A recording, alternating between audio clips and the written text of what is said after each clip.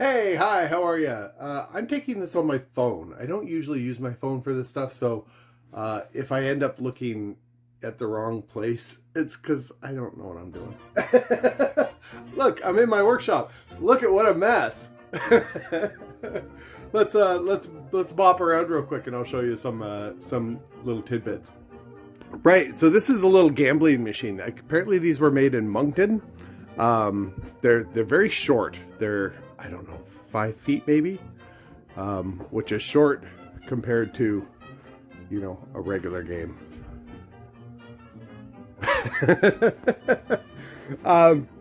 I got it for just a few bucks. I mostly just wanted the cabinet. The monitor had this little color monitor in it. I don't know if it works. It's got some burn in on it. The electrics in this were kind of a mess. There's some of it down there. But I thought, you know what? I could just rebuild this, and put a few buttons on it. We'll put a little monitor in there and we can run something on it. I don't know. But it wasn't very much. This is the glass that came with it. Amusement only. Look, there's a 7. I might mount this in backwards. It looks like a little porthole. It's cool. Lucky 8 lines. You know, it's basically like a slot machine kind of dealio. You'd put it into a bar. Way I understand it, you put it into a bar. People would put their money in it. They play. A credit was worth maybe a quarter or something like that. They win it doesn't pay out, right? So how you win, it was all kind of on the hush hush. Is, let's say you get a jackpot and you've just won $100. So you go over to the bar and you say, look, I just won $100 on this. And then they come over and they push this little button that clears the jackpot. And then the bar gives them the $100. I guess that's how it worked. I don't know. There's one of my Blackwater 100s. But today, what I'm goofing around with is this. This is a World Series The Season. The monitor is flaky as hell on this.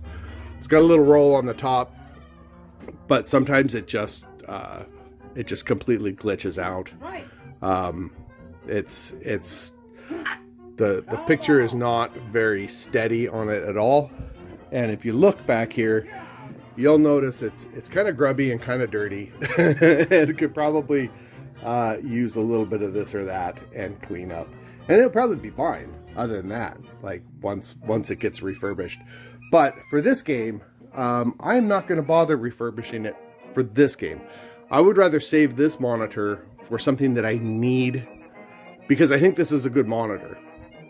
Once it gets a little overhaul, it looks bright. There's no real burn-in on it or anything. So I'm going to save this for something that I need a CRT, like a shooting game or something like that. This game, it's baseball. You don't really need a CRT on it. I have these. These are little Wells Gardner monitors. They're really pretty cool. They came out of something. I don't know what. A friend of mine pulled them out of something. But they have the same connectors as a Wells Gardner monitor. You can see right down there, those guys right there. So essentially you give it power, you plug this in, and off you go. It also takes a VGA input, and one of this input I think is for the touch screen. I think that they're touch screens, but yeah, that can go in there just fine. So I have this one that doesn't have any controls on it, and then I have that one that has controls. So we'll try this one first. We'll see if I don't need to adjust the picture any, then this is going to be the way to go. If not, then I'll do that one. Then the other one is going to end up on my bench. I'm going to build a little frame box for it. So then if I have a video game that has a problem, I can just take this monitor, plug it in. It'll be all self-contained. I can plug it in. I can detach these, plug it into this, and then I can determine whether or not, like, maybe a problem that I'm having is on the CRT itself or whatever. It's just kind of nice to have that. Or if I'm working on a board, I could have this on the bench and just plug something directly and natively. I think it's a good thing to have. So we're going to use one of them. We're going to put it in here. So if by chance these don't work, I'm pretty sure they do. I do have these, and then these are just 19-inch square screens that I picked up from pretty much whenever I run across one for sale. I always buy it if they're like under 15 bucks or so. There's another one there. The 19-inch square monitors are what fits in this. They fit into that. I could jam one in there. But that's commonly the size that a lot of those take, and they're always the 4-3 ones, the square type ones. To use one of those, you have one of these CGA, EGA, VGA type boards. From your game board, you attach to here, and then it outputs, I think, on this side. Something like that. there's a little menu here. You can tap into the menu and adjust your screen and do a bunch of stuff. They're really handy little boards. They're super cheap. They seem to work fairly well. They get their voltage from just your solid state power supply. That's on. Now it's on. This gets your voltage from here. It can take 5 volts or 12 volts or pretty much anything you give it. If you don't, for whatever reason, don't want to hook it up to that, you can just get just a wall wart kind of thing, and it'll run off of that just fine. So if the Wells Gardner flat screens don't work, then we'll go that method. The downside of going this method is mounting those in here. So when I take this monitor out, this whole cage is coming out. So then I'm just left with this big open field back there, and I'll have to build something. I think with these, I can just sort of attach them in there. I don't know. We'll find out. We'll get to that when we get to it. Great. So, it's looking okay. A little bit of roll at the top. I could probably adjust that, but I'm not going to sweat it right now. I need a marquee for this. Let's look in here and see what we've got. It's pretty filthy. Yeah, lots of dust in it. There's a straw. That's if you ever need a straw, I've got one. So the guy I bought it from, in fact, I have a funny story about this, but the guy I bought this from, he said it wasn't working. Someone came by and gave it a little bit of tweaky. So I'm going to guess, I'm going to check the voltages on this, but I'm going to guess that those were just a little bit out and it wasn't firing up. So on this, what I'll do, this is hardwired in, this power supply. We need this. We don't need any of this if we're taking the CRT out. So this powers that. So I'm probably just going to leave these in here. There's an extra cable here that someone has spliced in, just a lamp cord. It goes up to the marquee area. I actually haven't opened that up yet. Let's go. Someone just has a little piece of coroplast, so I need to order a marquee for this. That probably would go to a fluorescent lamp, but we'll open that up and have a look real quick. I'm not going to really mess with that. I'll disconnect that, but yeah, so this needs line input, and that's that there. And then we won't need any of this because this is for the CRT.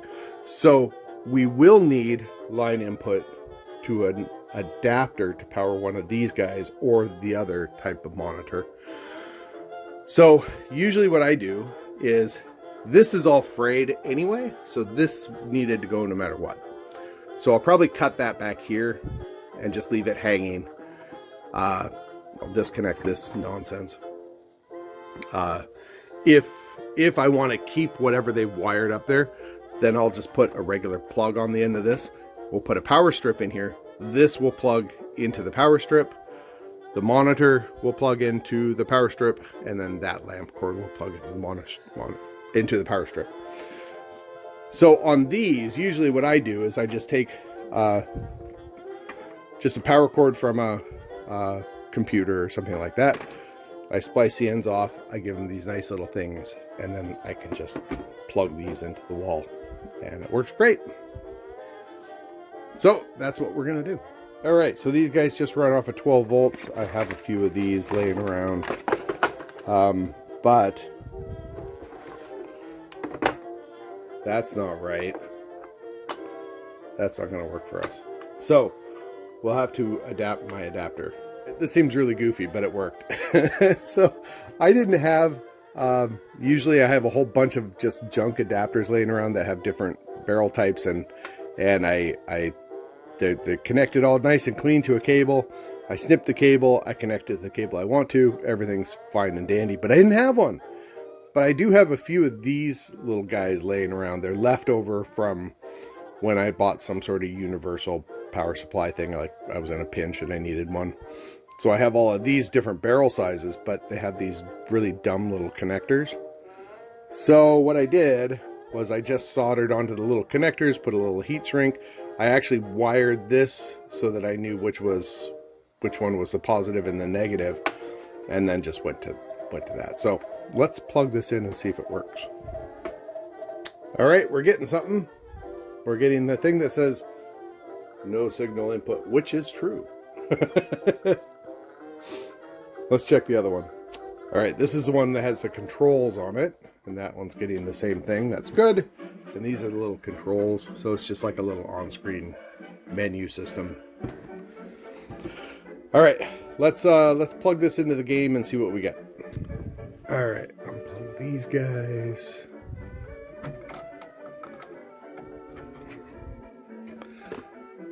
And I can't do this one-handed. Hold, please. Okay, we're precariously balanced. We'll plug the game in. Hopefully it doesn't short out on me.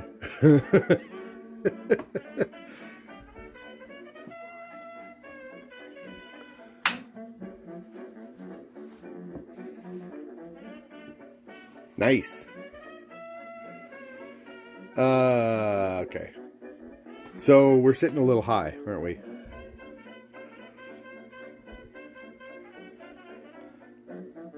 Let's try the other one. All right, I did have to go into the menu and change some things. It was sitting up like the other one. I need to turn the brightness up a little bit, but other than that, pretty good.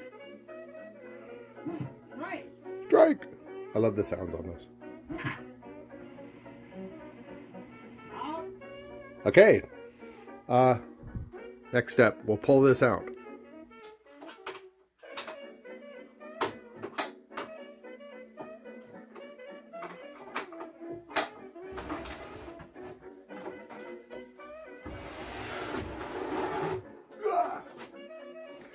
Well, that was lucky.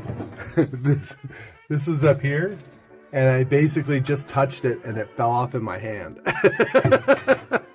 Yeah, I wouldn't want that metal bit falling on that. What else we got up here? Is that looks like a, that's an incandescent lamp thing. I gotta look at this. Yep, that's what I thought that was. So I'm gonna yank this out. I'm never gonna use this. When I get the marquee, I will probably just put LEDs back here, and then I'll just run the power cord down. I'll probably put, since I need to put a power strip in here, I'll probably just put it right here, and then I can just plug those into that.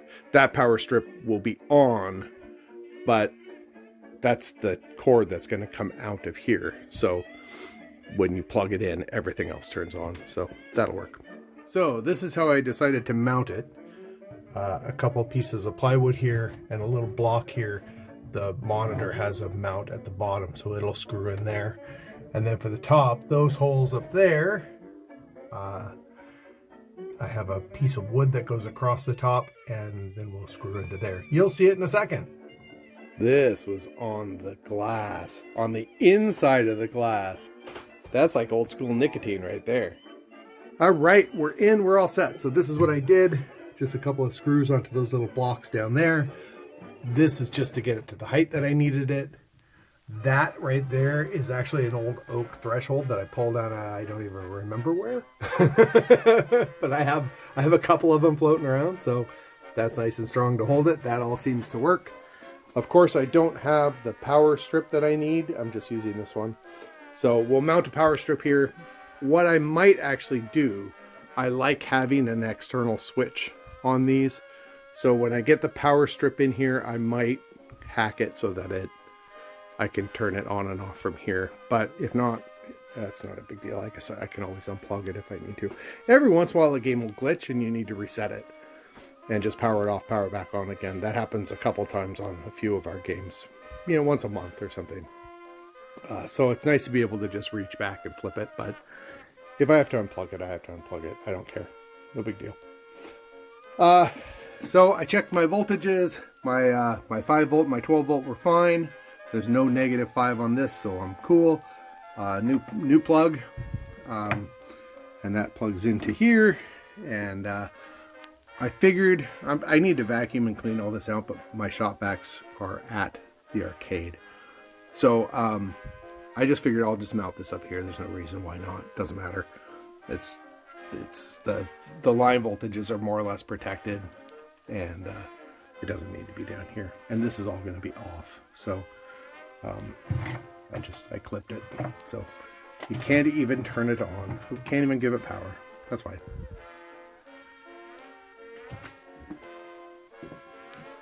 Then let's have a look. So yeah, I think it looks fine. It's set to free play. No, it isn't set to free play. I'm sorry. I had to hit the coin thing. So I'll have to figure out if I can do this on free play and how I want to do it. But we'll start it. This is a single player. Let's see. If you don't want to store your stats, press the 1 or 2 player start button. Okay, I don't want my stats. Press 1 player. You are home team blue. Your computer bats first. You are pitching. Okay. So with this one, there's a little pixel right there, and you hit the aim button, and then you move this little joystick, and that moves your little pixel on where you want to aim it. So we'll aim it right there, pull back, throw. Right. And you can kind of do different things with it. Like let's throw it at him. Ball. We'll move this. We'll move this over. And we'll throw it right at his head. Ball. I wonder if I could hit him. Ball. Oh, I just hit him, but the pitcher caught it. All right, let's play this more reasonably. There you go. Perfect. Oh, idiot. Come on.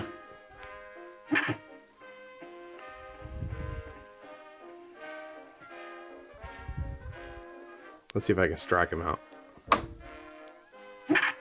No. It's not how you play this game.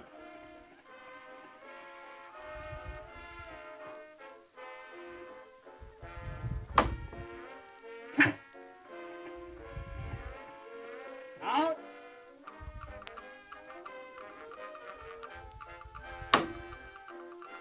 Right. Right. Ball. Yeah. Strike out. What do we got? We got we have 2 ounce, a new pitcher, a new batter, I mean. Ball. Balls. Balls.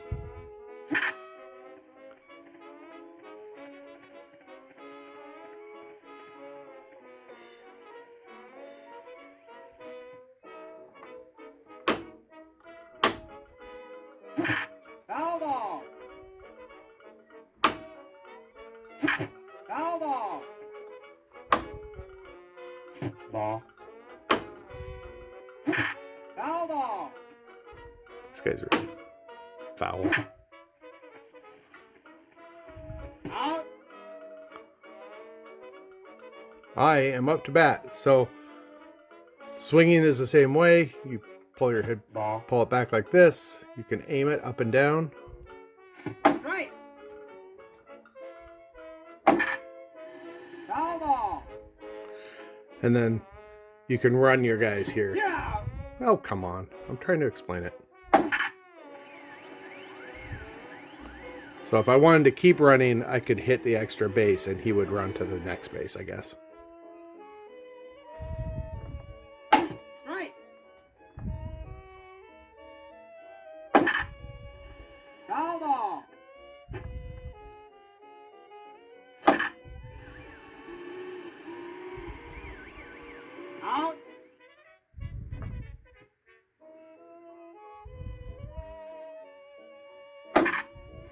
There we go. Oh, he's going to catch it. And there you go. Fun. So there it is. More or less all done. We need the... I'll see if I can find a marquee for it. A little cleanup. I need to put a thing that says player 1, player 2 start or whatever. We'll figure out what the free play mode settings are. And because one thing I don't really want is I don't want people to start a game and the free play gives them like 10 innings and they start a game, they don't know what they're doing, they walk away, and then this thing sits and plays forever. And people have to join in at the beginning, or people have to start playing the game like halfway through it or something. I would rather have it just give them 1 or 2 innings or something. So maybe I can put a button on it somewhere just to add credits. Don't know. We'll see. All right, so that's it. I'm gonna wheel this. I'm gonna finish it up, and then we're gonna wheel it into the arcade tomorrow. So, all right. Thanks for watching.